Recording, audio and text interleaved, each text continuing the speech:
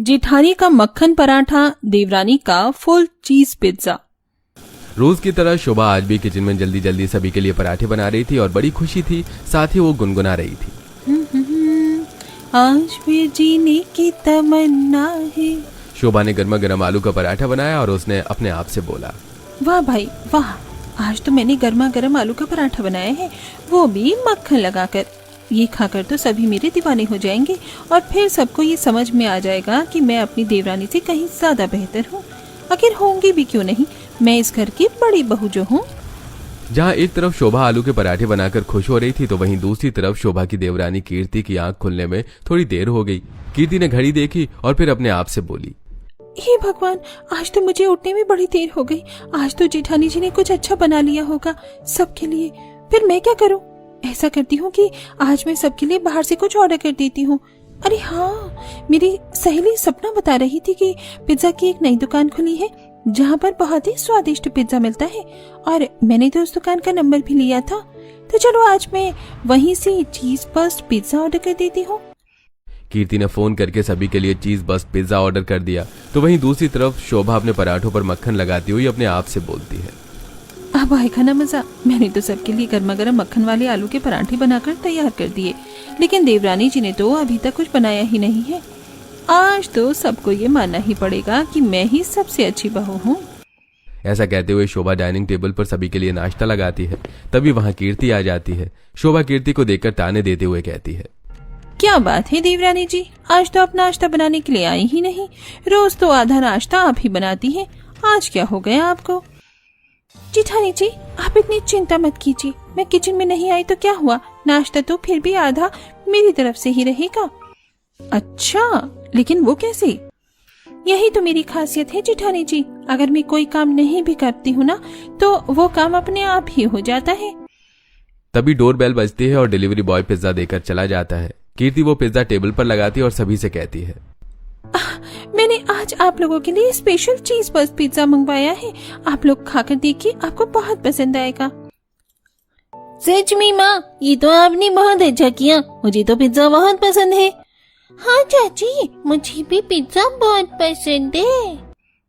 बच्चों का क्या है, उन्हें तो पिज्जा पसंद ही आएगा, लेकिन देवरानी जी को ये नहीं पता हमारे साथ हमारे सास ससुर और हमारी दादी सास और दादा ससुर भी रहते हैं। उन लोगों को तो ये पिज्जा बिल्कुल भी पसंद नहीं आएगा, वो तो सिर्फ मेरा पराठा ही खाएंगे।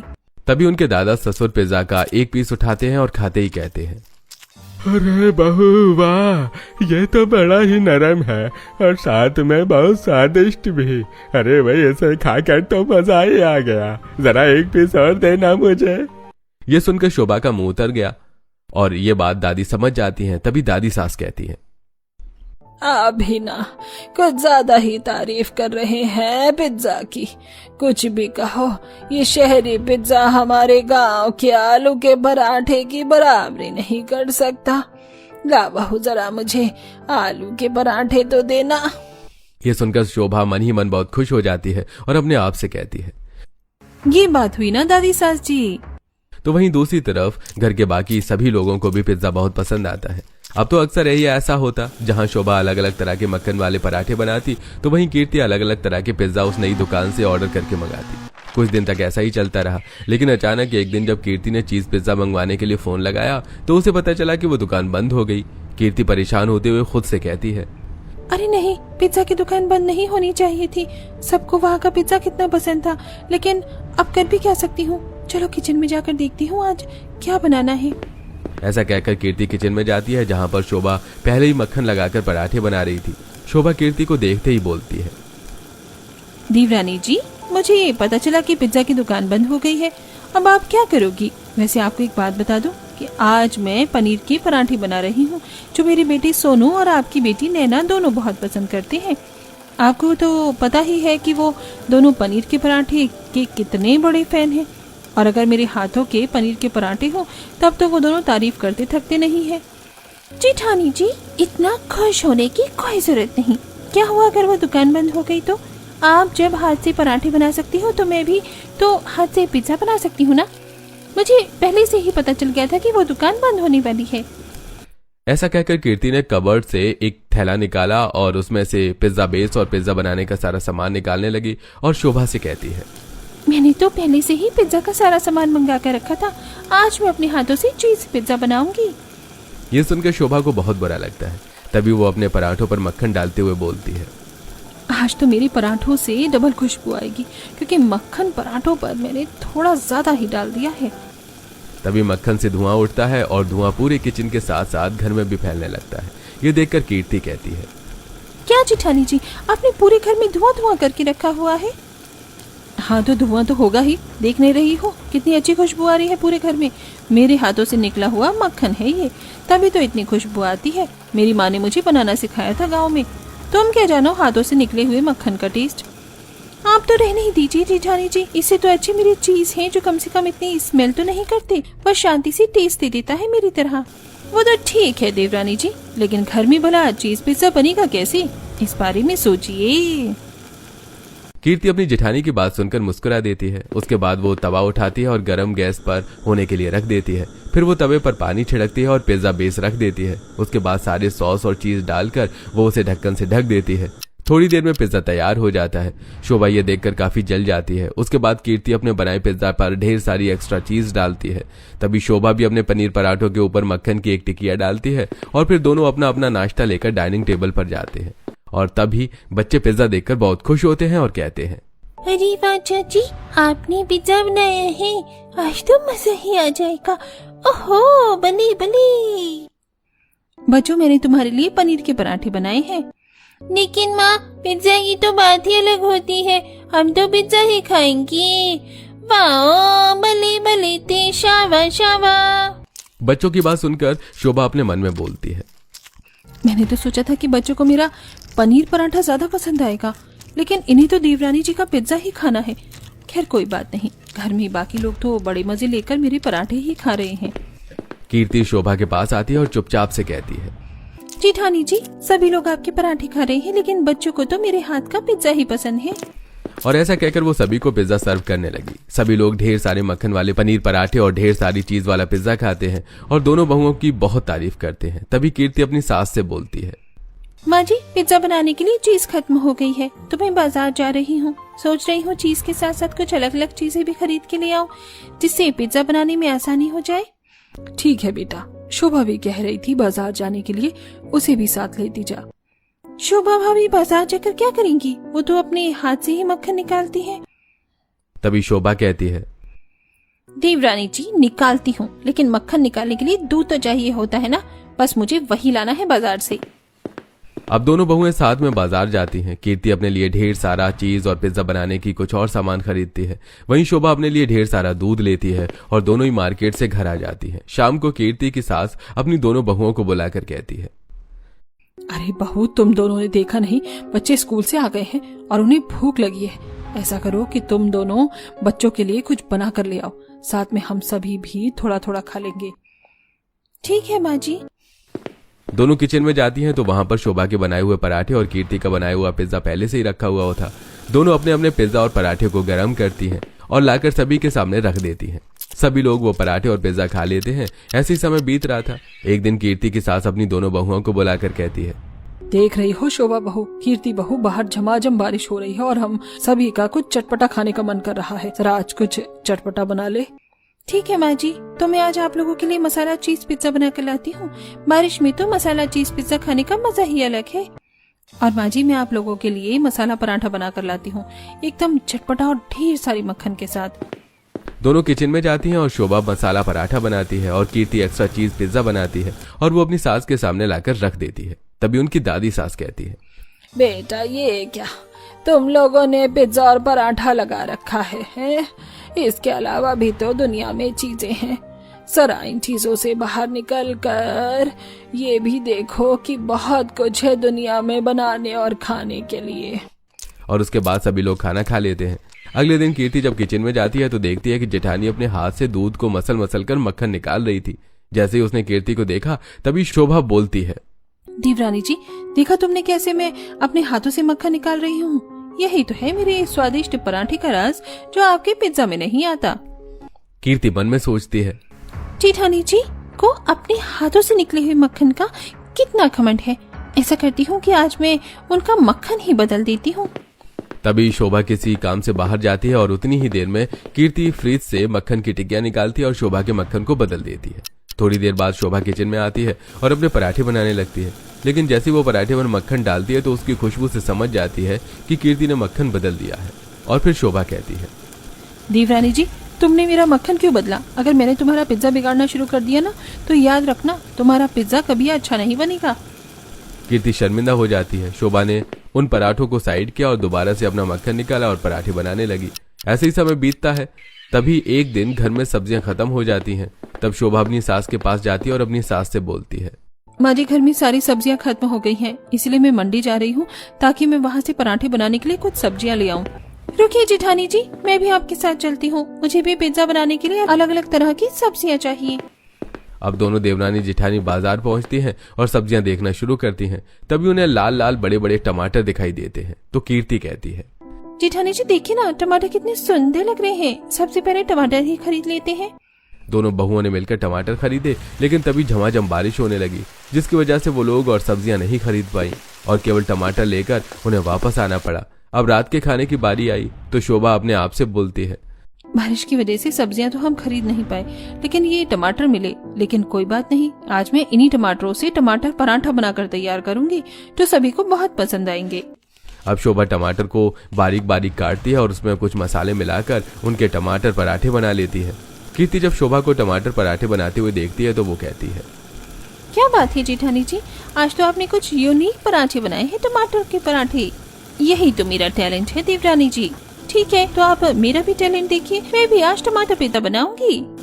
अब कीर्ति टमाटर को बारीक बारीक काटकर पिज्जा बेस के ऊपर रखकर और एक्स्ट्रा चीज डालकर टमाटर पिज्जा बना देती है। फिर दोनों अपने अपने हाथों से बनाया हुआ टमाटर पराठा और टमाटर पिज्जा डाइनिंग टेबल पर लगा देते हैं। सभी टमाटर पराठा और टमाटर पिज्जा देखकर बहुत खुश होते हैं। तभी उनकी सास कहती है, क्या बात है बहू, तुम लोग तो सच में बहुत टैलेंटेड हो।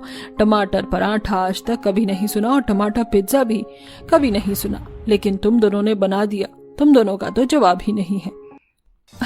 हाँ माँ जी, यही तो है, जेठानी के मक्खन के पराठे वर्सेस देवरानी का चीज पिज्जा। उनकी बातें सुनकर सभी लोग हंसने लगते हैं। तभी सभी लोगों ने बड़े ही चाव से खाना खाया। बस ऐसे ही समय बीत रहा था और एक दिन कीर्ति की सास सीढ़ियां उतरते हुए बहुत थक जाती है।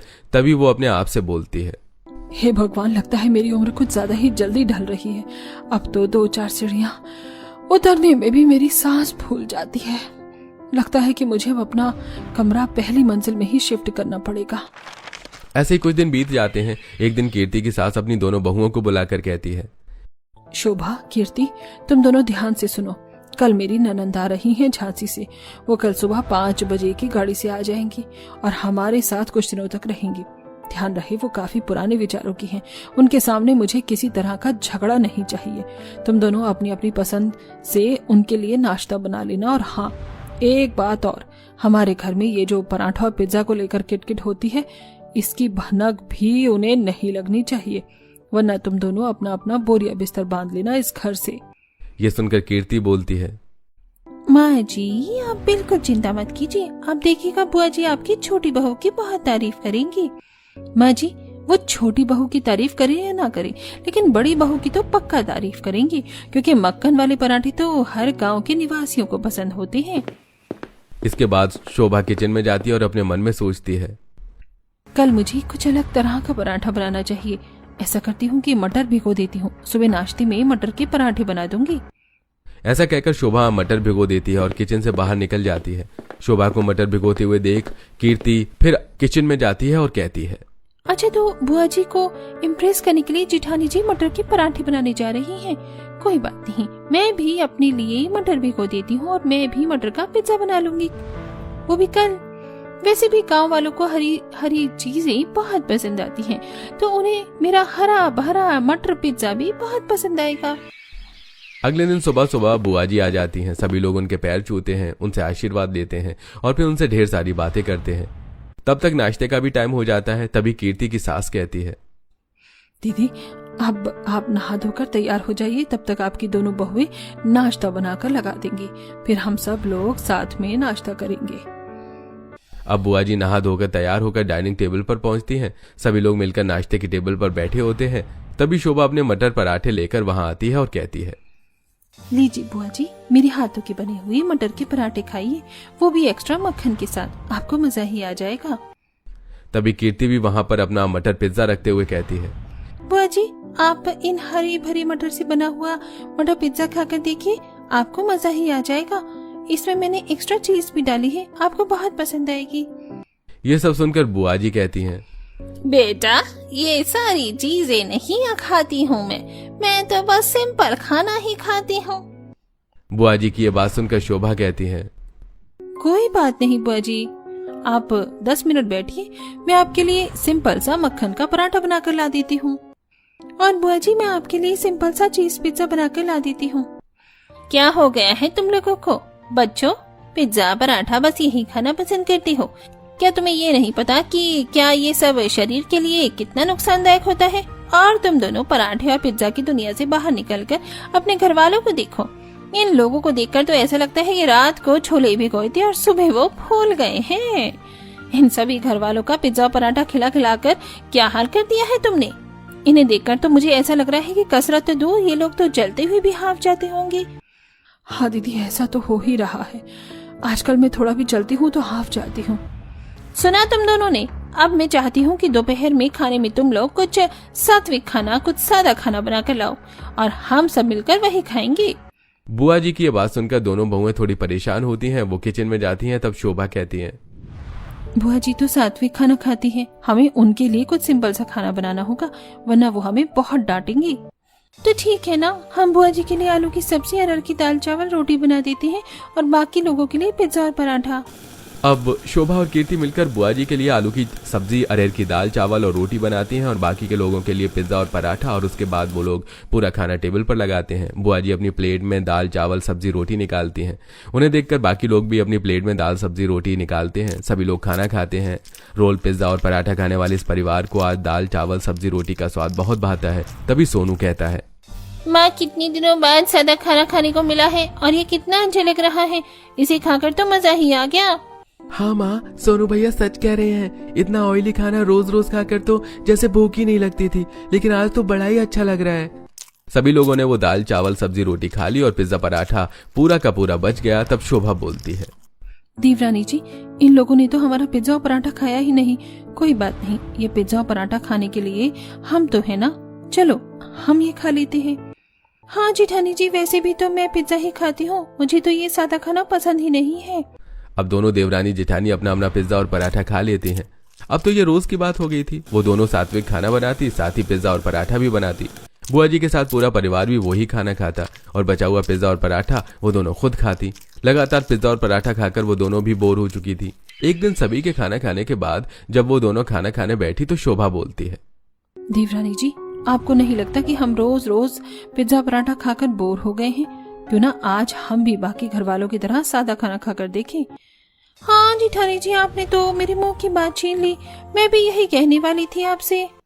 फिर वो दोनों ही दाल चावल सब्जी रोटी खाती हैं और उसका स्वाद उन्हें बहुत पसंद आता है। अब 2 दिन बीत चुके थे और पूरे परिवार के साथ साथ दोनों बहुएं भी सात्विक खाना खा रही थी और उन सबको बहुत ही स्फूर्ति महसूस हो रही थी। और ये बात बुआ जी भी महसूस कर रही थी। एक दिन सुबह सुबह बुआ जी बोली, शोभा कीर्ति, अब तो तुम लोग समझ गए होगे कि सात्विक खाना खाने में ही सबका भला है। हफ्ते में कभी कभार पराठे और पिज्जा खाया जा सकता है, लेकिन रोज रोज नहीं। हाँ बुआ जी, आप सही कह रही हैं। अब हमने सोच लिया है कि हर इतवार जेठानी जी सुबह आलू के पराठे बनाएंगी, वो भी एक्स्ट्रा मक्खन की टिकिया के साथ, और शाम को मैं एक्स्ट्रा चीज पिज्जा बना दिया करूंगी। लेकिन हम ये हर हफ्ते में केवल इतवार को ही खाया करेंगे। इसके सिवा हम बाकी दिन सात्विक खाना ही खाया करेंगे। और मैं और जेठानी जी ने तो सुबह के नाश्ते की लिस्ट भी बना ली है, जैसे पोहा, इडली, उपमा, डोसा। हम सभी को ये बना कर खिलाया करेंगे। और वैसे भी जेठानी जी और मेरे हाथों में तो स्वाद का जादू है। हाँ बच्चों, अब तुम लोग बिल्कुल सही कह रहे हो। अब वो लोग अलग अलग तरह का सादा खाना बनाकर अपने परिवार को खिलाते हैं। थोड़े दिनों बाद बुआ जी के जाने का समय हो जाता है। वो सभी को आशीर्वाद देकर सबसे विदा लेती हैं और अब देवरानी और जेठानी दोनों मिलकर रहने लगती हैं और साथ में सादा खाना बनाकर खाने और खिलाने लगती हैं।